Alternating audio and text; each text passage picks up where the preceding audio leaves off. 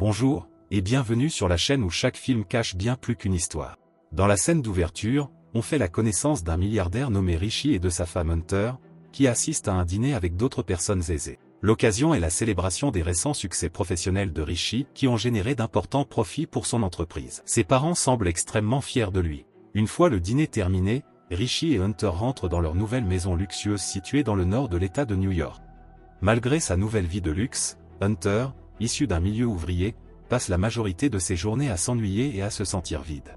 Elle s'occupe en cuisinant, en jouant à des jeux mobiles et en dessinant. En réalité, elle se sent émotionnellement réprimée et isolée, car Richie est toujours distant et peu attentionné envers elle. Lors d'un dîner, Hunter tente de lancer une conversation avec son mari, mais il est trop absorbé par des messages professionnels pour lui prêter attention. Quelques jours après cette soirée, Hunter découvre qu'elle est enceinte et partage la nouvelle avec son mari, qui est ravi à l'idée de fonder une famille. Pour fêter cet événement, le couple décide de dîner avec les parents de Richie. Au cours du repas, Hunter souhaite raconter une anecdote de son enfance, mais son beau-père l'interrompt brusquement pour parler affaires. Déçue, Hunter se renferme sur elle-même et se met à fixer les glaçons dans son verre. Son humeur s'assombrit, et dans un geste impulsif, elle en met un dans sa bouche et commence à le mâcher, provoquant malaise et gêne autour de la table. Le lendemain, sa belle-mère Catherine entre dans sa chambre pour lui offrir un livre sur la dépression postpartum, expliquant que cela l'avait aidée durant sa propre grossesse.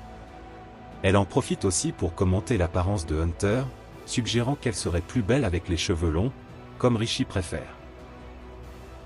Plus tard, en lisant le livre, Hunter tombe sur un passage qui l'inspire à faire quelque chose d'inattendu. Dans un moment d'abandon, elle prend une petite bille parmi ses objets et l'avale.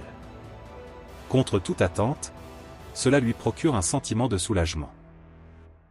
À son retour du travail, Richie est surpris de voir sa femme de bonne humeur. Quand il lui demande la raison, elle répond qu'elle a fait quelque chose d'inattendu qui l'a rendu fière d'elle. Mais lorsqu'il insiste, elle ment en disant qu'elle a simplement choisi des rideaux bleus.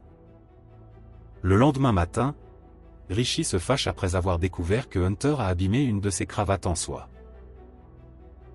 Plus tard dans la journée, Hunter parvient à récupérer la bille avalée sans la moindre répulsion. Peu après, sa belle-mère la convoque pour discuter et lui demande ce qu'elle faisait avant d'épouser Richie. Hunter admet avoir travaillé dans la vente au détail, notamment dans les articles de toilette. Catherine lui dit qu'elle est très chanceuse d'avoir épousé Richie et l'interroge sur son bonheur réel. Hunter affirme qu'elle est heureuse, bien que ses expressions disent le contraire. Un jour, en nettoyant la maison, Hunter trouve une punaise qui l'attire. Bien qu'hésitante au départ, elle finit par la mettre en bouche et se blesse la langue. Malgré la douleur, elle ne peut résister à l'impulsion et l'avale. Ce même soir, alors que Richie rentre avec des amis, Hunter tente de les saluer près de la piscine, mais la douleur s'intensifie, et elle court aux toilettes pour évacuer la punaise. Elle laisse du sang sur la cuvette, mais réussit à tout nettoyer avant que Richie ne remarque quoi que ce soit. À la piscine, un ami de Richie félicite Hunter pour sa grossesse, puis lui demande un câlin sous prétexte qu'il se sent seul. Elle accepte à contre-cœur, mais il devient évident qu'elle avait encore plus besoin de ce contact. Avec le temps, Hunter devient de plus en plus attiré par l'ingestion d'objets non comestibles, figurines en métal, piles, pages de livres, épingles de sûreté, etc. Elle semble trouver un plaisir intense à ces comportements qu'elle ne peut réprimer. Lors d'une échographie, la technicienne découvre une anomalie dans son abdomen. Hunter est conduite d'urgence à l'hôpital, où les médecins trouvent une grande quantité d'objets inédibles dans ses intestins. Elle est diagnostiquée avec le pica, un trouble psychologique qui pousse les gens à manger des objets non alimentaires. De retour chez elle, Richie est en colère et déconcerté. Hunter dit qu'elle ne comprend pas ce qui lui arrive et n'a jamais entendu parler de ce trouble. Inquiet, Richie et ses parents organisent des séances avec une psychiatre, Alice. D'abord, ils insistent pour être présents, mais Alice demande à parler seule à Hunter. En privé, Elle lui demande ce qu'elle ressent en avalant ces objets. Hunter explique qu'elle aime la texture dans sa bouche. Rishi engage ensuite un Syrien, Louis, pour surveiller Hunter en son absence. Cela ne fait qu'aggraver le malaise de Hunter, car Louis la critique et insinue que ses problèmes ne sont rien comparés à ce qu'il a vécu. Il la contrôle même lorsqu'elle veut aller aux toilettes. Malgré cela, Hunter continue à avaler des objets.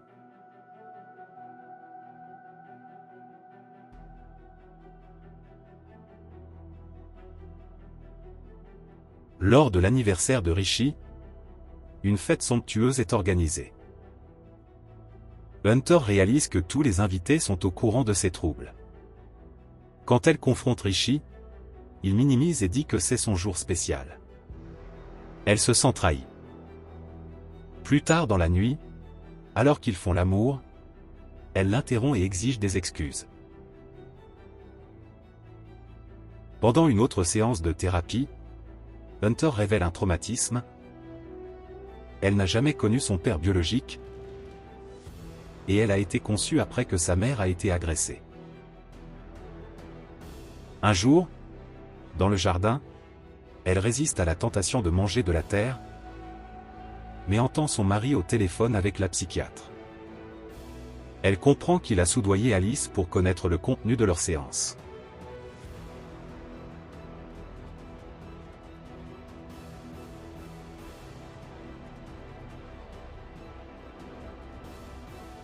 Dévastée, elle s'effondre après le départ de Rishi.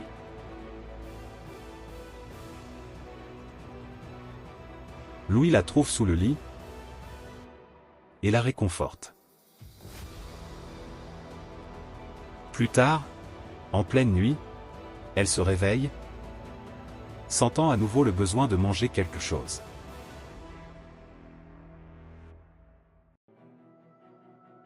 Ne trouvant rien, elle avale un tournevis. Elle s'étouffe. Louis appelle les secours. À l'hôpital, les chirurgiens retirent l'objet sans blesser le fœtus. Après cela, Rishi et ses parents forcent Hunter à signer des papiers pour l'interner en hôpital psychiatrique jusqu'à son accouchement. Elle refuse, mais Rishi la menace de divorce. Elle accepte, sous le regard compatissant de Louis. Le lendemain, Hunter fait ses valises, mais revient dans une pièce, prétendant avoir oublié son chargeur.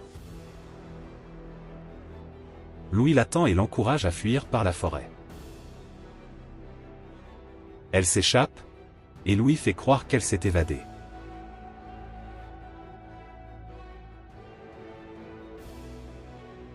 Hunter fait de l'autostop jusqu'à un motel, met de la terre dans sa poche, et appelle Rishi pour lui avouer qu'elle est tombée enceinte pour le rendre heureux. Il la supplie de revenir, puis l'insulte.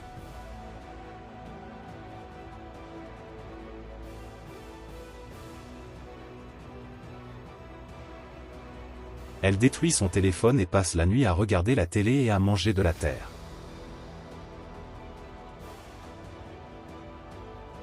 Le jour suivant, elle appelle sa mère pour demander refuge, mais celle-ci refuse. Hunter part alors à la rencontre de son père biologique, William Irwin.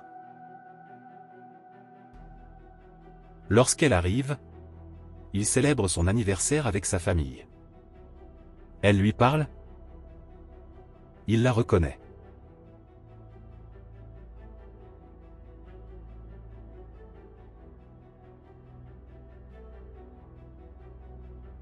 En privé, elle lui demande pourquoi il a fait du mal à sa mère. Il admet avoir voulu se sentir puissant, mais regrette ses actes. Il insiste, elle n'est pas comme lui. Ému, Hunter trouve du réconfort.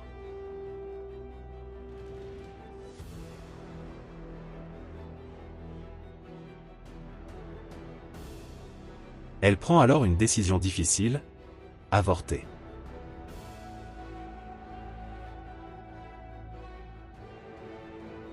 À la clinique, elle prend les médicaments, puis fait face seule à la procédure dans les toilettes d'un centre commercial.